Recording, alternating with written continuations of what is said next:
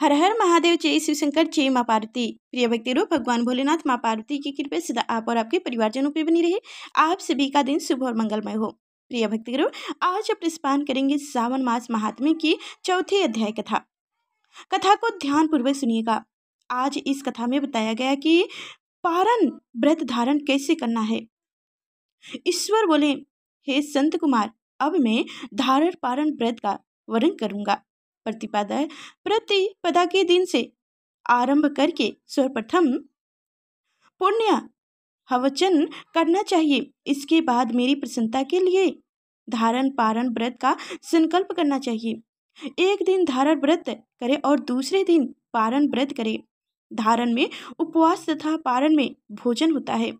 सावन मास के समाप्त होने पर सबसे पहले पुण्य हवचन्य करना चाहिए। इसके बाद से महान आचार्य तथा अन्य ब्राह्मणों का वरण करना चाहिए।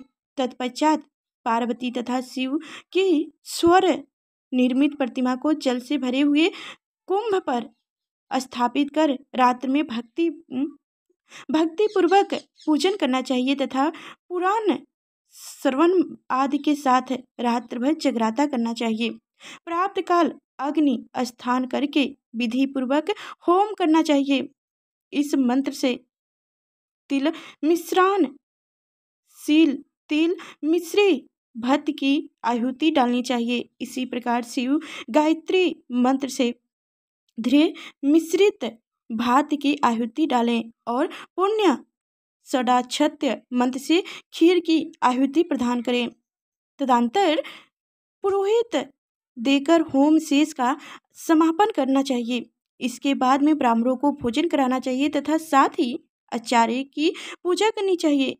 हे महाभाग्य, इस प्रकार से उद्यापन संपन्न करके मनुष्य ब्रह्म हत्या आदि पातकों से मुक्त हो जाता है। इसमें कोई संदेह नहीं है। अतः इस महाव्रत को अवश्य करना चाहिए।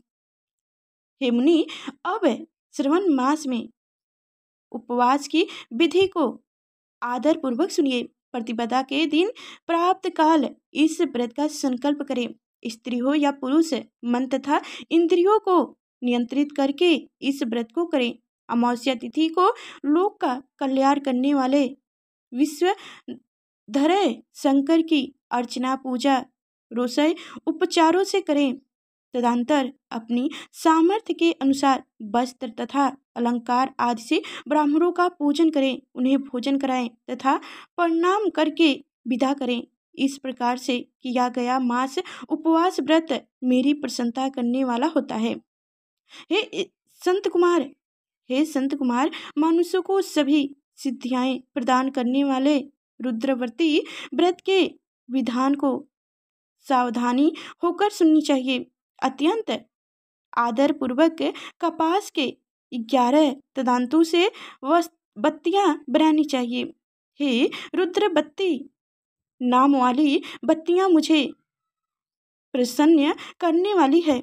मैं सावन मास में भक्ति पूर्वक जीवन के देव गौरीपति महादेव का इन 1,00,000 संख्या वाली बत्तियों से निराजन करूंगा।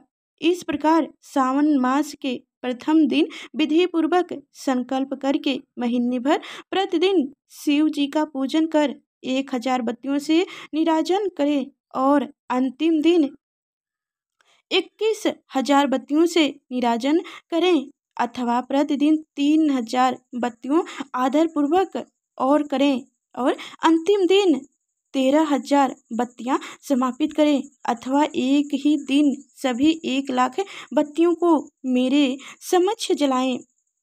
प्रचुर मात्रा में घट में भिगोई जो सिद्ध बत्तियां होती है वह मुझे प्रिय है। तत्पश्चात मुझे विश्व श्रेणी का पूजन करके कथा श्रवण करें। संत कुमार बोले, हे देव, हे महादेव, हे जगतनाथ, हे जगत जननी कल्याण का कृपा करके आप मुझे इस व्रत का प्रवाहन बताइए। हे प्रभु, इस व्रत को सर्वप्रथम किसने किया था? इनके उद्यापन में क्या विधि होती है? ईश्वर बोले, हे ब्रह्मपुत्र, व्रतों में उत्तम इस रुद्रव्रती व्रत के विषय में सावधानी होकर सुनिए। यह व्रत महापुण्य प्रदा, सभी उपद्रवों का नाश करने वाला, प्रीति तथा सौभाग्य देने वाला, पुत्र पौत्र समृद्धि प्रदान करने वाला, व्रत करने वाले के प्रति शंकर जी की प्रीति उत्पन्न करने वाला तथा परम पद शिवलोक को देने वाला है। तीनों लोकों में इस रुद्र व्रति के समान कोई उत्तम व्रत नहीं है। इस संबंध में लोग यह प्राचीन दृढ़ि देते हैं। शिक्षाद नदी के रंभ्य तट पर उज्जैनी नामक सुंदरी नगरी थी। उस नगरी में सुगंधा नाम का एक परम सुंदरी वीरांजन थी। उसने अपने साथ संघर्ष के लिए अत्यंत शुद्ध शुक्ल प्रक्षित किया था। 100 वरिक मुद्रा देकर संसर्ग करने की शर्त रखी थी। उस संगध्य ने युवक तथा ब्राह्मणों को भ्रष्ट कर दिया था। उनके राजाओं तथा राजकुमारों को नंग करके उनके आभूषण आदि लेकर उनका बहुत तिरस्कार किया था। इस प्रकार उस सुगंधा ने बहुत लोगों को लूटा था। उनके शरीर की सुगंध से कोस भर का स्थान सुगंधित रहता था। वह पृथ्वी तल पर रूप, लवर और कांति की मानो निवास स्थली थी। वह 6 रोगों और 36 रागनियों के गायन में तथा अनेक अन्य बहुत से वेदों की भी गान किया करती थी। अत्यंत कुशल थी। वह नित्य में रमरा आदि देवगानों को भी तिरस्कार कर देती थी और अपने एक एक पग पर अपनी गति से हाथियों तथा सिंहों का उपहास करती थी। किसी दिन वह सुगंध काटोच्छ तथा भोल चलाने के द्वारा काम बारों को छोड़ती हुई किंड करने के विचार से विषाद नदी के तट पर गई। उसने ऋषियों के द्वारा सेवित मनोरम नदी को देखा। वहाँ कई विप्र ध्यान में लगे हुए थे तथा कई जप में लीन थे। कई शिवाचर्य में रत थे तथा कई विष्णु के पूजन में तल्लीन थे। हे महामुनि, उनके उन ऋषियों के बीच विराजमान मुनि वशिष्ठ को देखा। उनके दर्शन के प्रभाव से उसकी बुद्धि धर्म में प्रवृत्त हो गई। जीवन तथा विशेष रूप से विषयों से उनकी विरक्त हो गई। वह अपना सिर झुकाकर बार बार मुनि को प्रणाम करके अपने पाँव की निवृत्ति के लिए मुनिश्रेष्ठ वशिष्ठ जी से कहने लगी। सुगंधा बोली, हे नाथ, हे नाथों के नाथ, हे विप्र, हे सूर्यज्ञानी, हे योगेश्वर, मानो बहुत से पाप किए हैं। अंत, हे प्रभु, उन समस्त पापों के नाश के लिए मुझे उपाय बताइए। ईश्वर बोले, हे संत कुमार, उस सुगंधा के इस प्रकार कहने पर वो दिन विलप्त मुनि वशिष्ठ अपनी ज्ञान दृष्टि से उनके कर्मों को जानकर आदरपूर्वक कहने लगे। वशिष्ठ जी बोले, तुम सावधानी होकर सुनो। जिस पुण्य से तुम्हारे पाप का वर्णन रूप से नाश हो जाएगा, वह सब मैं तुमसे अब कह रहा हूँ।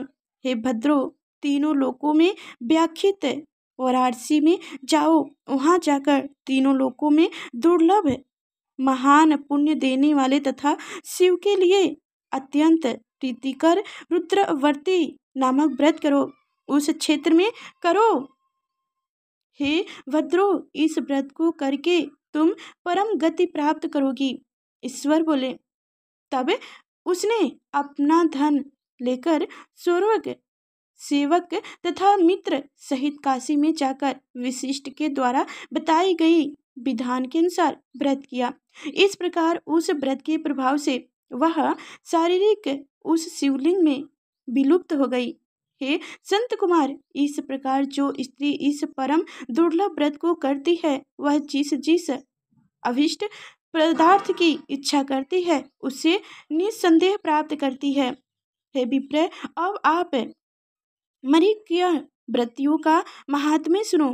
हे विप्र, उन मरीक्य व्रतियों के व्रत से स्त्री मेरे अर्ध साधना की अधिकारी हो जाती हैं और महाप्रलय प्रलय वह मेरे लिए प्रिय रहती है। अब मैं इस व्रत की संपूर्णता के लिए उद्यापन का विधान बताऊंगा।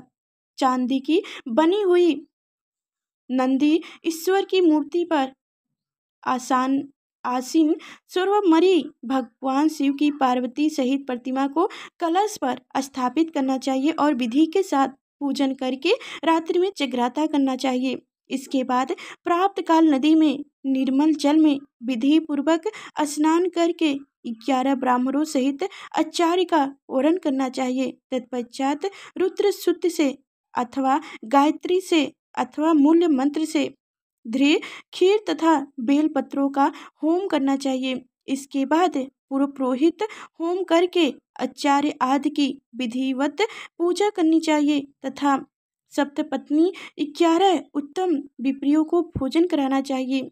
हे संत कुमार, जो स्त्री इस प्रकार से व्रत करती है वह समस्त पापों से मुक्त हो जाती है। तत्पश्चात विधि पूर्वक कथा सुनकर स्थानित की गई समस्त सामग्री ब्राह्मणों को देनी चाहिए। इससे निश्चित रूप से 1000 अश्रम मेघ यज्ञों का फल प्राप्त होता है। जय शिव शंकर। इस प्रकार श्री स्कंद पुराण के अंतर्गत सावन मास महात्म्य में रुद्रवर्ती कथन नामक चौथा अध्याय पूर्ण होगा। तो अब कल सुनिएगा 5वां अध्याय। कथा को ऐसे ही सुनने के लिए लाइक और चैनल को सब्सक्राइब अवश्य कर लीजिए ताकि आगे जब भी मैं अध्याय कथा वीडियो डालूं तो सबसे पहले आप तक नोटिफिकेशन पहुंचे, जो मेरी कथा को आप समय से ही सुन सकें। फिर मिलेंगे अगले नेक्स्ट वीडियो में, तब तक के लिए धन्यवाद।